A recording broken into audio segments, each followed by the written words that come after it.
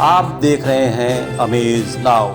गंगा, यमुना, राप्ती और गोमती के तटवर्ती इलाकों से खबरें आप तक।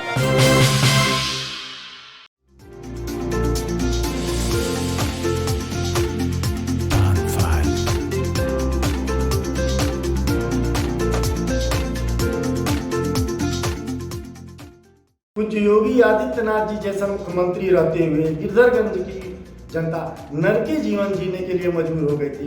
हमारा पार्षद कैसा हो, भैया जैसा हो, गिरधरगंज का पार्षद कैसा हो, भैया जैसा हो।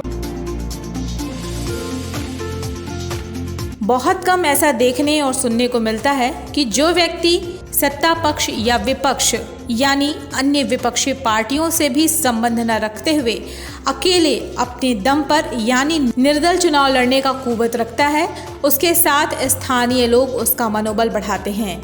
ये ऐसा ही दृश्य आपके सामने है।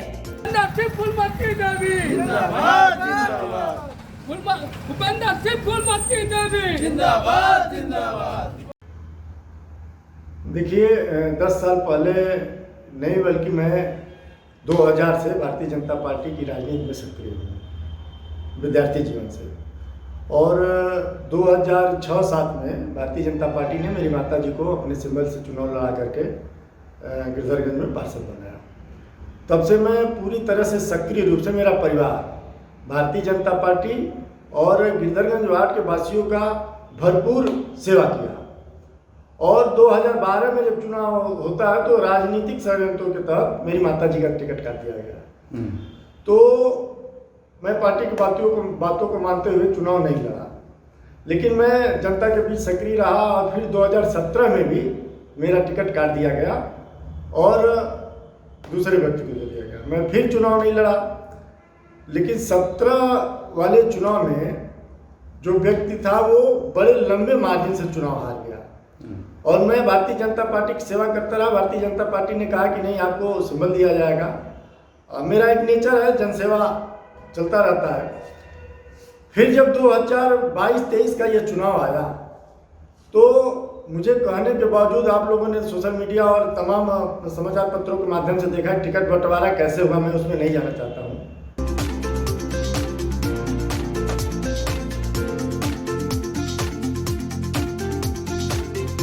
गोरखपुर महानगर का गिरधरगंज बाजार वार्ड संख्या 25, जहां नामांकन के वक्त सैकड़ों की संख्या में स्थानीय नागरिक, पार्षद, प्रत्याशी भूपेंद्र सिंह के साथ नामांकन स्थल तक जाते हैं। जी हां, काफ़ी रास्ता इन लोगों ने पैदल मार्च करके ही गुजारा है। तो आइए सुनते हैं पार्षद प्रत्याशी भाजपा से बागी हुए भूपेंद्र सिंह की जुबानी।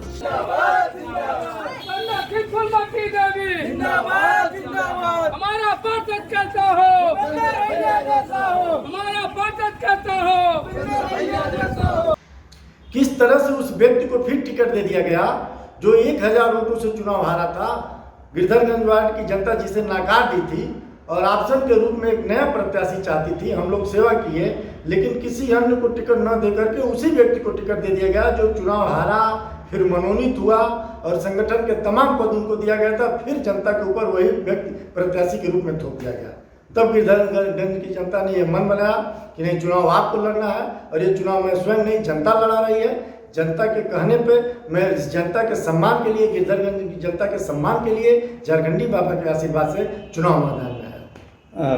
क्या अभिलाषा, क्या इच्छा अभी रह गई है? क्या ऐसा प्रोजेक्ट बाकी रह गया है जिसको आप तुरंत करवाना चाहेंगे? जी, प्रोजेक्ट तो अभी सीवर लाइन का काम हमारे वार्ड में चल रहा था।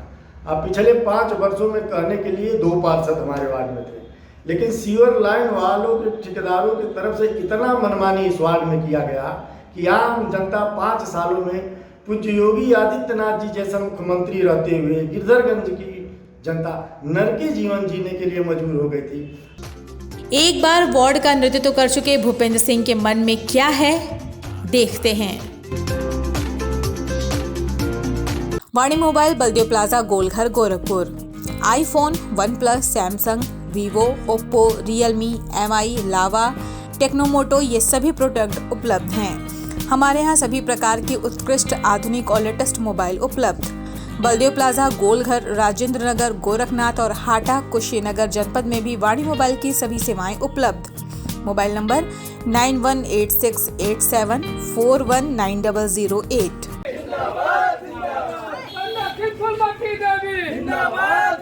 मैं उस सीवर लाइन की व्यवस्था को तत्काल ठीक करवाने का काम करूंगा और जो मूलभूत सुविधा गिरधरगंज में जो ये दोनों पार्षद नहीं दे पाए हैं वो देने का प्रयास करूंगा। एक आपके यहाँ सबसे बड़ी समस्या है, चुनौती है, जो पानी की टंकी कम से कम 25 साल पहले बनी जी, उस पर आज तक स्लैब नहीं पड़ सका है, जो सबसे खतरनाक है जी, और बड़ा बिल्कुल। ही हास्यास्पद है। बिल्कुल सही बात आप कह रहे हैं। तो सबसे बड़ी समस्या उस पानी की टंकी में दोनों पार्षदों को बार बार यहाँ की जनता 5 वर्ष कहती रही।